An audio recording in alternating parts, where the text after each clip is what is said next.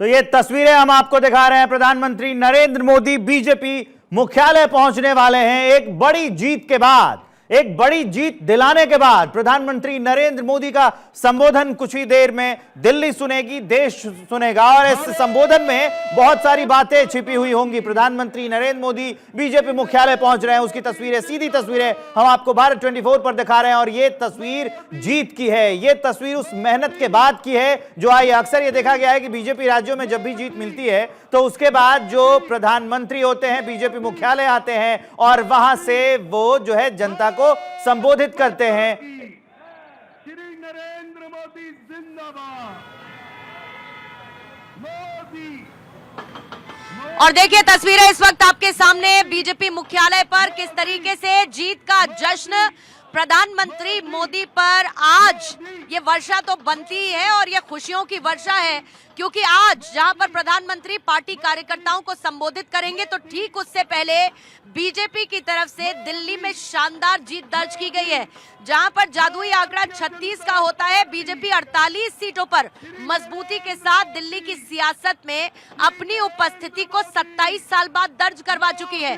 प्रधानमंत्री मोदी इस वक्त पहुंच चुके हैं और ये देखिए वहां पर मौजूद कार्यकर्ताओं का अभिवादन स्वीकार करते हुए इस वक्त आगे बढ़ रहे हैं। आज अदिति, सबसे इम्पोर्टेंट क्या कहेंगे प्रधानमंत्री अपने कार्यकर्ताओं से? दूसरा, प्रधानमंत्री की बॉडी लैंग्वेज आज कितनी मजबूत नजर आएगी क्योंकि दिल्ली जीतना मतलब दिल को जीतना जैसा है। देश में 19 राज्यों में भारतीय जनता पार्टी और उनके सहयोगियों की सरकार होना, 2025 में 8 विधानसभा के चुनाव होना जिसमें से 6 चुनाव भारतीय जनता पार्टी का जीत लेना और इसके साथ साथ 2025 का साल मंगल का साल है। हम हनुमान जी के साथ यहाँ पर उनके आगे बैठे हुए हैं उनके पीछे और जाहिर तौर पे शनिवार का दिन है और ये दिल्ली जो 27 साल बाद जीती गई है नरेंद्र मोदी के चेहरे पर जीती गई है तो जाहिर तौर पे इसका जश्न उतना ही बड़ा है जितना 2024 में अगर 303 के पार सीटें जाती उतना बड़ा जश्न होगा।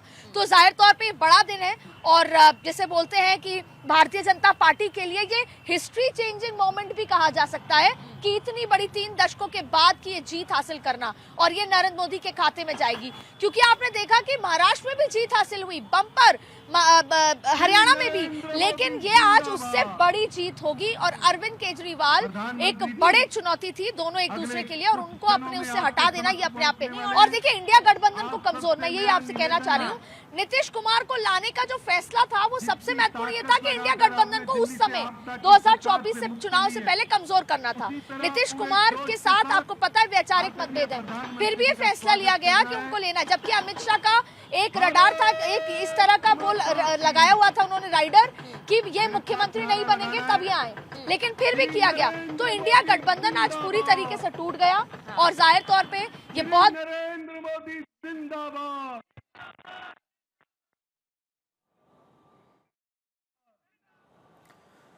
तो तस्वीरें हम आपको दिखा रहे हैं, नरेंद्र मोदी जिंदाबाद के नारे लगाए जा रहे हैं बीजेपी मुख्यालय और वहां पर जो ये मुख्यालय है ये खचाखच भरा हुआ है कार्यकर्ताओं से और समर्थकों से। प्रधानमंत्री नरेंद्र मोदी इस वक्त पहुंच चुके हैं, मोदी के जयकारे लगाए जा रहे हैं क्योंकि मोदी ने खुद इस चुनाव में कमान संभाल रखी थी, 4 रैलियां की और कई लोगों से मुलाकात भी की, यहां तक कि छात्रों से भी प्रधानमंत्री नरेंद्र मोदी जो है वो वहां पर जाकर मिले थे।